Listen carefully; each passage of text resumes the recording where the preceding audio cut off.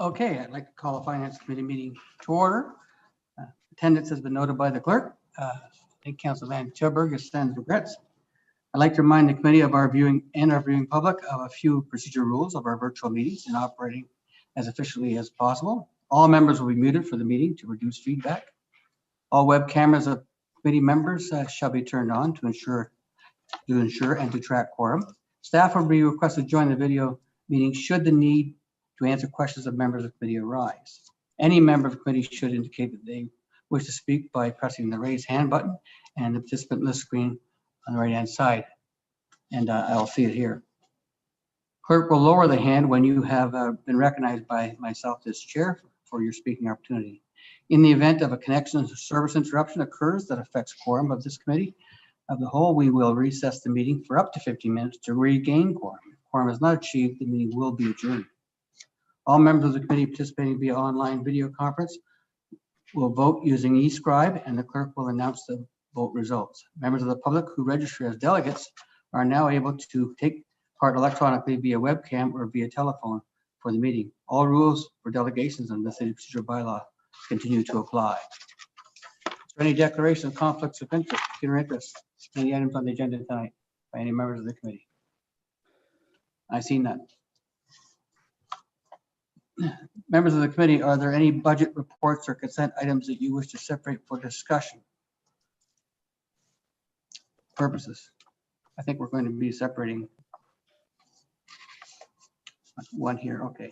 May Yeah, I? 5.1 needs an amendment to Yes. select an option. Yeah, 5.1 is being separated. Yeah. Okay. May I please have a mover and a seconder for budget reports and consent items not separated for discussion purposes? Moved by Councilor Van der Stel, seconded by Councilor Utley. Thank you. Okay. With no further separation, I'll now call the vote on all budget report and consent items that were not separated for discussion purposes, reading the titles for each by the clerk. Thank you.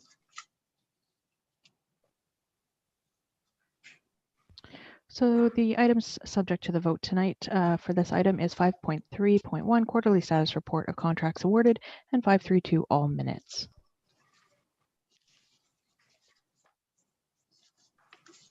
Thank you. There are no delegations or presentations for today's meeting. Okay, may I please have a mover and a seconder to put all separated budget report items on the floor? Moved by Mayor Davis, seconded by Councilor Utley. Thank you. 5.11, and I think the first speaker was Councilor Martin, Vice Chair Martin.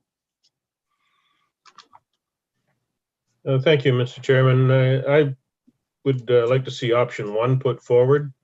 I was very disappointed when the meeting was set at for a day that I was not available. And I believe the situation was the same for the mayor. So it was a matter of 4 members from the county and 1 member from the city that were making the decision on the final budget. So it was not scrutinized from the city's perspective very well at all. And I think we need to take this to dispute resolution. Okay, do you have a seconder for that? I seconded by Councilor Van der Stel. Okay. Any other any further speakers I have?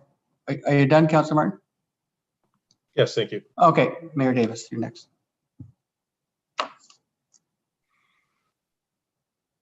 I would agree with Councillor Martin. You know, the way that committee is set up, as you know, it's 3-3, 3 county councillors, 3 city councillors. And unfortunately, I could not attend either. They originally I thought I could originally, but I couldn't. But in any event, and what normally happens, because it is a even committee, is that, you know, if we're working at an issue that's where there's some differences between the city and the county, generally we're able to work it out. In the past, we have some compromise. And so because Greg and I weren't there, we didn't really have a chance to try and affect compromise. So I think through this dispute resolution process, I'm pretty sure we can work it out even at the first stage. So I'll be optimistic and think we can do that.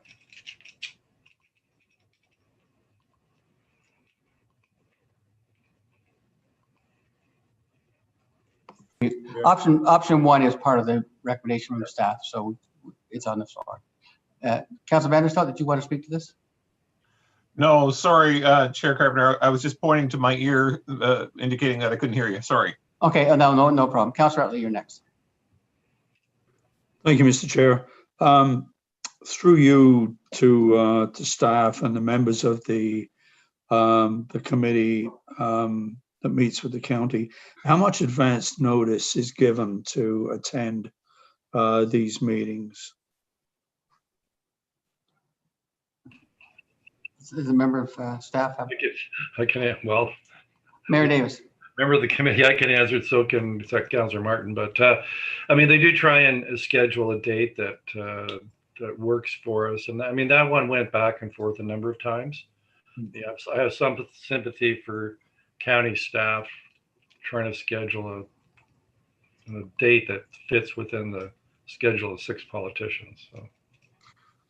Thank you, Mr. Mayor. Through you, Mr. Chair, I think it's, especially a budget item of this magnitude at this particular time with the COVID crisis and budget crunches, that it's critical that, we have an equal number of attendees, and, let's try and work with the county to cancel if need be, if we can't get that equal number in attendance.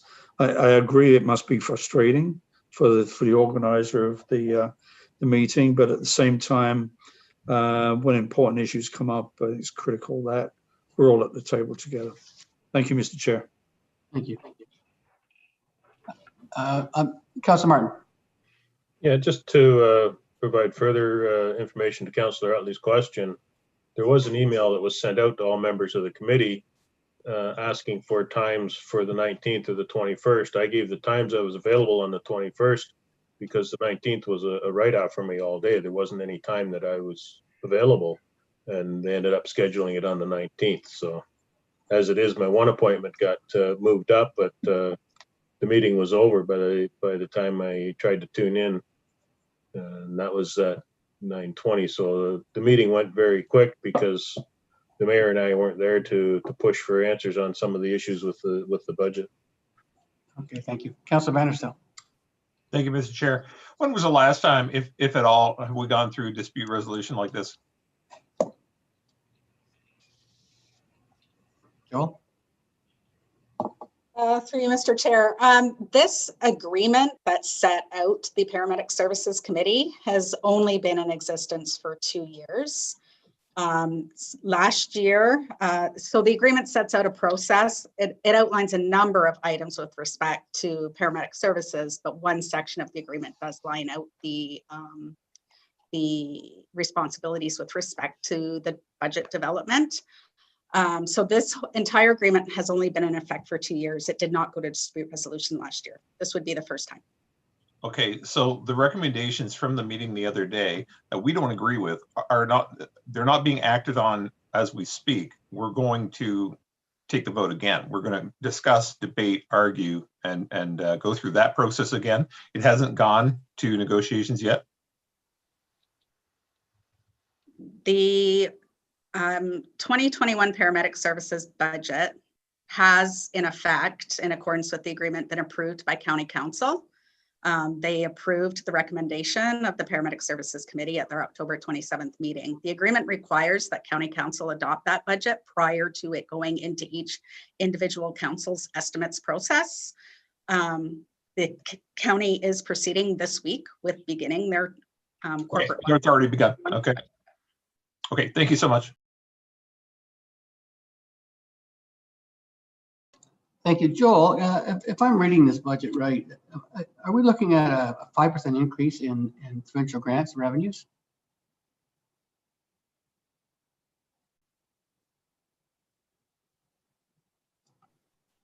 This is a county budget. They are responsible for administering their budget, so I don't have any details of the line-by-line information that's been provided.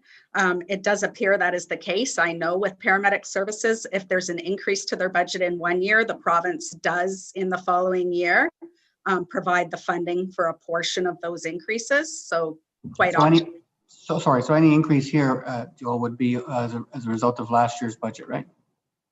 any increase to the provincial funding Yes, could be a result of the increases, the province kicking in their partial funding for increases realized through the 2020 budget. But because I'm not privy to the line by line detail, there could be other components of that as well. okay. I would agree with my colleagues here. Looking down the budget lines, there are large increases down the budget lines, and there's room here for some improvement. And a 3.5% increase is well above, I think, the guidelines that we had set out. Councillor Martin. Yeah, just to give you an explanation of the paramedic budget, Joelle was correct in that any increases to the budget, the province doesn't do their 50% of that until the following year. So because we increased staffing last year, that cost shows up as an increase from the provincial grant this year. Now, because we had to eat the whole amount last year, to reduce the impact of that, we reduced the amount of money going to reserve by 200,000. And what the committee has done and county council has approved is reinstating the full 200,000 back into the reserve instead of phasing it in. We'd asked for options to phase that in, and unfortunately, the mayor and I weren't there to push for one of the options that would have seen that phased in. And if they'd phased that in, it would have been a 100,000 increase to that line or 50,000 increase to that line instead of 200,000, which would have made a big difference in the percentage increase that the city is facing. Thank you, Councillor Martin. I see Mayor Davis. Thank you, Chair. So Councillor Martin's quite correct.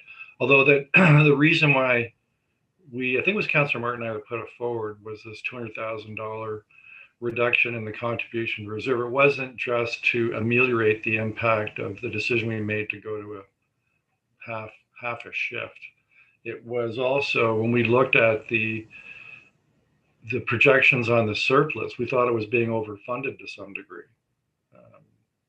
That wasn't universally agreed to, but that was our take on it when we looked at the detailed sort of 5 or 10 year capital plan. So there was an element of that as well.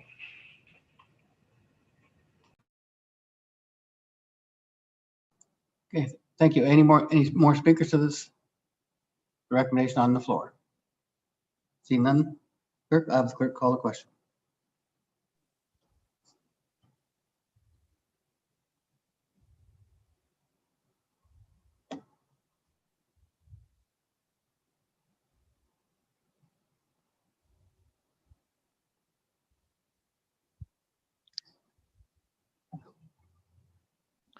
The motion is approved unanimously on a recorded vote. Those in favor, Mayor Davis, Councillors Vanderstelt, Martin, Utley, and Carpenter.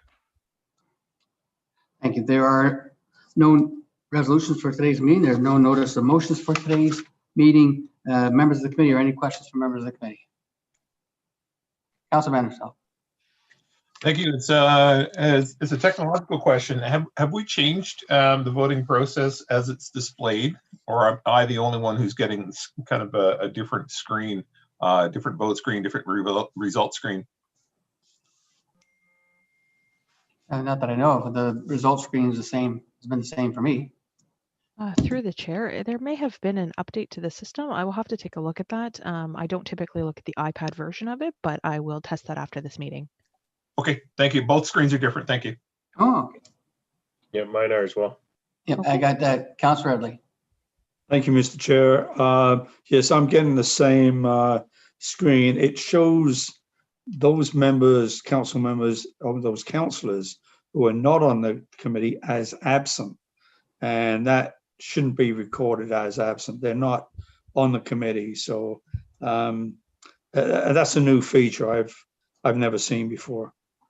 Yes, through the chair, just in response to this, there was a request when we first started handling the using the eScribe voting feature, and one of the items that was put forward was a request from our council to get the voting results.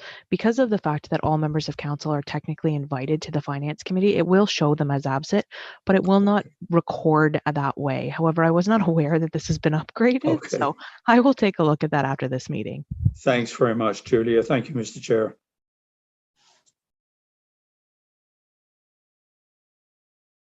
Mayor Davis. Thank you, Chair. On a different subject, I'm wondering if Joelle or Brian can comment on what the schedule is likely going to be for us in the new year for the budget process. I know we haven't got the notices out, but just for the members of the Finance Committee, can you give us an indication what it's generally going to look like? Joel? Do you want to go ahead, Brian, or? Oh, you go, I've got it, but you go ahead, Joelle. You got it. You know, like the back of your hand better than I do, please. Thank you. Okay, through you, Mr. Chair. So tentatively, what we're looking at is the Monday and Wednesday meetings beginning in January, but we are going to be dealing specifically with the capital budget first. So there'll be a series of meetings. We tentatively have looked at starting on Wednesday, January the 6th. That would allow for 4 meetings to deal with capital. And then we would have the capital program come out of estimates and with the hopes that it would be adopted by council at its regular meeting at the end of January. That would allow staff to go out and start tendering and getting bids out for work well ahead of the construction season. And then we're anticipating mid-February is when we would start in with the 2021 operating budget process. Again, looking tentatively at perhaps starting the Wednesday after Family Day and continuing on Mondays and Wednesdays until that process is complete, ideally with final council adoption before the end of March.